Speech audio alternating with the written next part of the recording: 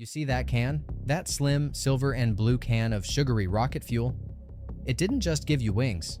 It built a multi-billion-dollar globe-spanning empire that literally owns the infrastructure of high-stakes sports. Think about it. They sponsor over 800 athletes, from F1 legends like Max Verstappen and MotoGP star Marc Marquez, to guys who jump off cliffs and race downhill on skates. They don't just sponsor them. They own 2 Formula One teams, 4 major football clubs, and are deep in esports and ice hockey. The question isn't what they own. The question is, how did a niche, sweet tonic from Southeast Asia find the financial secret and strategic audacity to buy into the most expensive, exclusive sports on the planet? That story?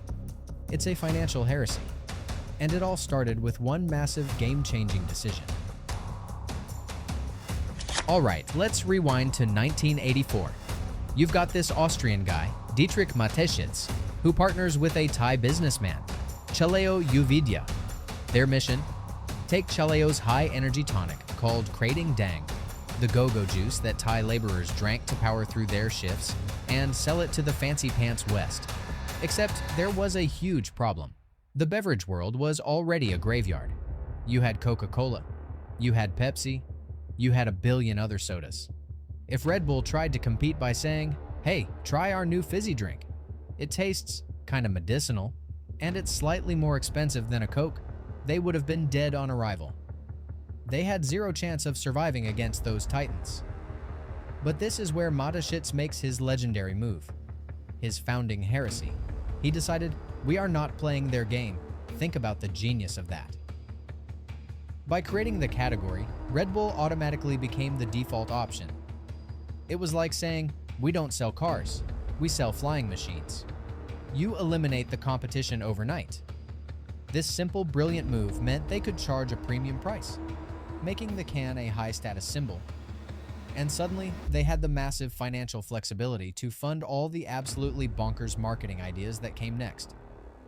The whole philosophy, the entire financial war chest, was wrapped up in that one unforgettable aspirational sentence: Red Bull gives you wings. They weren't selling a drink. They were selling high performance and the permission to aspire. And that, my friends, is how you start an empire. But just buying an ad on a car wasn't enough. Not for Red Bull. Their very first athlete, in 1989, was Formula One driver Gerhard Berger. That told you one thing. They immediately understood the power of high-tech, high-visibility, big-money sports. However, the real magic happened when they pivoted to what we call extreme sports. They realized the young, rebellious audience they wanted didn't trust traditional ads. They wanted authenticity. So, Red Bull went deep, hunting for the athletes who were genuinely pushing human boundaries. We're talking about pioneers. Guys like Olympic rower Zeno Miller, who bagged a gold in '96, and legends like base jumper Miles Dashier and free-skiing icon Shane McConkey. They weren't just slapping a logo on a helmet. By dedicating themselves to these fringe sports, the ones only the truly courageous dared to try, Red Bull wasn't sponsoring. They were aligning. They built their entire brand DNA around courage, excitement, and adventure. The message was clear. If you're out there risking it all, we're the fuel that got you there. This created a foundation of trust. It made them feel like a genuine part of the subculture, not just a corporate tourist. And this authenticity would be the engine for their next brilliant move: the Invisible Factory. Here is the financial key to the entire Red Bull empire. It's the trick that pays for everything. Red Bull doesn't think of itself as a soda company. It's not a low-margin manufacturer. It is a high-margin content and marketing powerhouse. Think about the titans like Coke and Pepsi. They have to sink billions of dollars into owning and running their massive bottling plants, their complex global supply chains, and their thousands of delivery trucks. It's an insane logistical burden. Red Bull? They just skip all of that. They invented what I call the invisible factory. They outsource the heavy lifting. They delegate the actual production and logistics to specialized partners. Want the can filled? That's done by a massive European juice company called Rauch Fruchtsäfte. Want the cans themselves? That's handled by Ball Corporation. And this isn't just a casual arrangement. They're so integrated that in 2025, these three companies broke ground on one single massive facility in North Carolina. It's a wall-to-wall production campus where the cans are made right next to the filling line, all to optimize efficiency. The brilliant outcome? Instead of tying up billions in machinery and plumbing, Red Bull diverts that capital, a staggering 25% to 30% of their total revenue, straight into brand building and eventually infrastructure ownership. This is why they have such unparalleled financial agility. They don't have to worry about running the factory. They just worry about running the world. It's a genius maneuver that frees up their cash to buy Formula One teams and sponsor guys jumping from space. So, what is the payoff for building this invisible factory and outsourcing all the hard work? It's simple. Unparalleled financial firepower. Because they're not sinking billions into machinery and logistics, their outsourcing model creates a marketing war chest that practically no one can match. Check this out. Red Bull's annual marketing expenditure is estimated to be a staggering 25% to 30% of their total revenue. We're talking about an $8 or $9 billion company. So that translates to somewhere between $2.0 and $2.7 billion spent every single year on brand building. This is not money wasted on boring TV commercials. This massive, disproportionate investment is directed toward one thing: creating memorable and shareable experiences. They use what's called experiential marketing. By funding crazy stunts, owning the teams, and creating the events themselves, they don't have to tell you the brand is exciting.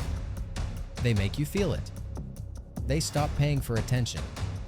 And instead, they create a community that just organically embraces the Red Bull ethos. They made their marketing so good, it became their product. Red Bull realized early on that their core audience, the young, high-energy crowd, could smell a fake sponsorship from a mile away. Traditional advertising? It lacked credibility. So they pivoted from passive sponsorship to deep immersion. They didn't just want a logo on a jersey. They wanted athletes who truly embodied their mantra: risk, mastery, and relentless forward motion. This made their brand feel authentic, like a genuine supporter, not a corporate intruder, within these subcultures. This is why they play the long game. They often scoop up athletes before they hit the mainstream. They invest in the potential, building loyalty that lasts a lifetime. But the ultimate evolution was moving beyond passive support to total ownership of the spectacle itself. They stopped sponsoring events and started becoming the event. We're talking about the Red Bull Air Race, the brilliantly ridiculous Flugtag, where amateur pilots launch homemade gliders off a pier, and the absolutely brutal Crashed Ice, that insane downhill ice skating race. These are all proprietary Red Bull creations. Why own the whole thing? Because it guarantees content control. Red Bull is woven into the high-stakes narrative from start to finish. They can take something obscure, like ice cross downhill, and turn it into a global high-attendance media event. Case in point, the St. Paul Crashed Ice event once pulled in a jaw-dropping 140,000 spectators. They don't just put on a show, they own the adrenaline rush, ensuring the brand is inextricably linked to the highest levels of excitement. Now, for the operational heart of the entire empire, the Red Bull Media House, RBMH. This isn't some tiny side hustle marketing department. RBMH is a fully integrated content machine that produces cinematic, entertaining, and genuinely inspirational stories. Forget buying expensive, cheesy TV ads. Red Bull is now a media powerhouse that just happens to sell an energy drink. They create the stuff that people want to watch. All the high-octane videos on Red Bull TV, their stunning short films, and their social media blitz. And the audience is massive. Their main YouTube channel has over 10 million subscribers who are there to watch pure adventure and sport narratives, not a pitch for a can. How do they pump out this incredible content flow globally? Through sheer technical genius. RBMH runs on a modern location-independent workflow. They use cloud infrastructure, like Amazon Web Services, for completely decentralized collaborative post-production. This means a video team in Austria can work seamlessly with an editor in California and a cinematographer in the Alps. This system guarantees a constant, high-quality stream of engaging media that relentlessly reinforces the brand's identity. They didn't wait for media to cover them. They became the media. If the media house is the engine, the Red Bull Stratus jump was the afterburner. This wasn't just a stunt. This was the single greatest marketing genius move of the 21st century. Remember 2012? Everyone was glued to their screens as Felix Baumgartner stepped out of a helium balloon capsule at 128,000 feet, then broke the sound barrier on his way down. The real significance wasn't the physics. It was the strategy. Red Bull traded an astronomical amount of traditional advertising money for this one.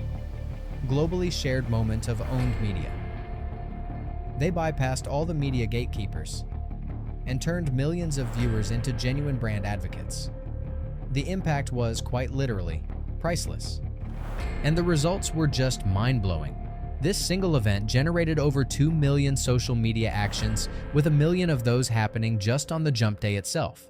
They earned over 61 million trusted organic media mentions. Critically, they netted 2 million new high-quality subscribers in just 15 days. But the most insane metric? At the moment of peak activity, 82% of all consumer conversation was unequivocally positive. That's compared to a typical competitor's benchmark of maybe 25%. It showed the profound trust and genuine connection the stunt fostered, proving that by enabling the impossible, Red Bull secured immense long-term brand loyalty. Think about that 82% positive signal. It shows a profound level of trust. By enabling the impossible, by giving this one man the wings to do what no one had ever done before, Red Bull successfully aligned their fizzy drink with the highest human aspiration. They built immense, long-term brand equity, all by proving that their slogan was more than just a tagline. It was a promise. After they dominated the fringes, Red Bull went for the ultimate mainstream prize, Formula One. They didn't just write a check to an existing team. In 2005, they bought the struggling Jaguar racing team and immediately began constructing a total, high-performance ecosystem. And their commitment has paid off in spades. We're talking 6 Constructors' Championships and 8 Drivers' Championships between Sebastian Vettel and Max Verstappen. Last year in the 2023 season, they were so dominant they won an absolutely unprecedented 19 out of 22 races. So how do they do it? It's not just superior engineering, it's their system of vertical talent integration. Red Bull runs a multi-layered academy that feeds directly into their 2 F1 teams, Red Bull Racing and its sister team, Racing Bulls. This system is ruthless. They identify high-risk, high-potential talent aggressively, demanding immediate performance while giving them a full professional infrastructure. It's a high-stakes pipeline where only the best survives. This structure guarantees Red Bull a continuous flow of elite driving talent who are already deeply aligned with the team's high-intensity DNA. While previous F1 dynasties like Mercedes relied on their engine's technological superiority, Red Bull's dominance is built on their superior operational structure and human capital management. They don't wait for talent. They manufacture it. They own the entire supply chain, from the junior series right up to the top of the podium. They truly built a winning machine. Now, being this ruthlessly competitive comes with a cost. Because Red Bull operates in the highly regulated and scrutinized environment of F1, they've had their share of headaches. Take the 2021 budget cap breach, for example. The result? A hefty $7 million fine, and a painful reduction in their future wind tunnel testing time. It was a massive cost, but for Red Bull, the success they bought was worth the price. There's also the constant burning pressure of the high-performance culture. The very thing that makes them win, that ruthless competitiveness, can create internal friction. The top leadership, like former team principal Christian Horner, is constantly under the microscope. The corporate board faces a classic paradox. What do you do with a leader who delivers continuous sporting success but potentially creates massive reputational risk through high-profile internal disputes and allegations? It's a terrifyingly thin line that any high-performance organization has to walk. Red Bull has to constantly weigh maximizing their results right now against maintaining the long-term institutional stability of their massive empire. It shows that even at the top of the sports world, having wings doesn't mean you can avoid turbulence. If buying an F1 team was aggressive, Red Bull's move into football was downright audacious. They created a globally synchronized multi-club network. We're talking RB Leipzig in Germany, Red Bull Salzburg in Austria, the New York Red Bulls in the US, and Red Bull Bragantino in Brazil. This whole structure is a genius act of vertical integration. It's designed to maximize player value through seamless transfers. Imagine this. A promising young player starts developing in Brazil with Bragantino. They get their competitive edge in Austria with Salzburg.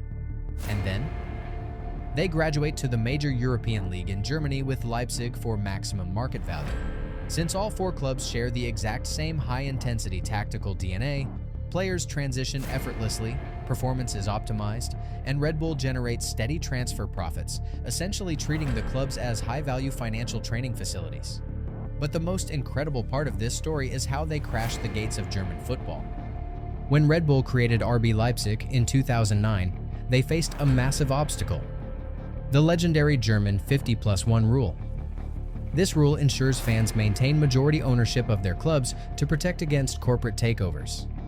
It's a core football tradition. Red Bull had to find a loophole, and they found two. The first one is the name trick. They wanted the initials RB but couldn't use Red Bull in the official name. So, they named the club Rasenballsport Leipzig, which translates literally to Grass Ball Sport Leipzig. The name makes no sense, but the initials are safe. The second one is the membership secret. This is the clever one. They completely circumvented the spirit of the 50+1 rule by restricting club membership to a small, hand-picked group of voting affiliates, many of whom are directly connected to Red Bull GmbH. While traditional German clubs have thousands of voting members, this tiny exclusive group gave Red Bull effective corporate control while remaining technically compliant with the law. This legal maneuvering allowed RB Leipzig to rocket from the fifth tier of German football all the way to the top Bundesliga in just 7 years. It proves that when Red Bull wants to own the infrastructure, they will find a way, even if it means rewriting the rulebook. So, after all this strategy, all this genius, what is the ultimate truth of the Red Bull empire? It's this. The primary product is not the energy drink itself. Think about it. The drink is just a prop, a physical, ice-cold reminder, in a much bigger cinematic story. Red Bull is selling the intangible experience of human potential, of courage, of adrenaline, and of being part of the extraordinary. By consistently pouring that massive war chest into high-energy activities, from the brutal speed of Formula One and the chaotic rush of crashed ice to the skill of top esports, Red Bull maintains deep relevance across every youth subculture on the planet. They didn't just build a successful beverage company. They built a powerful, universal community united by the pursuit of the impossible. They taught us that if you can own the spectacle, you own the brand. They didn't just give you wings. They built the entire runway, bought the plane, and filmed the flight. That is how Red Bull built a global sports empire. So, what does this whole wild story of F1, football loopholes, and space jumps teach us? Red Bull's empire is not a fluke. It's a definitive case study in modern brand building, built on 3 strategic pillars that have permanently altered the landscape of sports marketing. First one, they broke the manufacturer mold. By offloading all that capital-intensive production to specialized partners like Rauch and Ball, Red Bull frees up a massive budget. We're talking $2.0 to $2.7 billion annually to invest directly into their brand assets and infrastructure. This financial model is the fundamental cheat code that enables their entire global sports strategy. Second one, Red Bull completely abandoned the old game of paid advertising. Instead, they built the Red Bull Media House and became full-service media producers. By owning spectacle-driven events, they generate high credibility, peer-validated earned media that simple ads can't touch. The Stratos mission proved this. Capital invested in one unforgettable event yields superior returns in brand advocacy, demonstrated by an insane 82% positive consumer signal and unparalleled trust. Final one. Whether it's motorsports or football, Red Bull refuses to be a passive sponsor. They moved to total infrastructure ownership. Their multi-club model in football and their multi-team academy system in F1 eliminate all uncertainty. They can maximize player asset value and guarantee complete alignment with their high-performance ethos.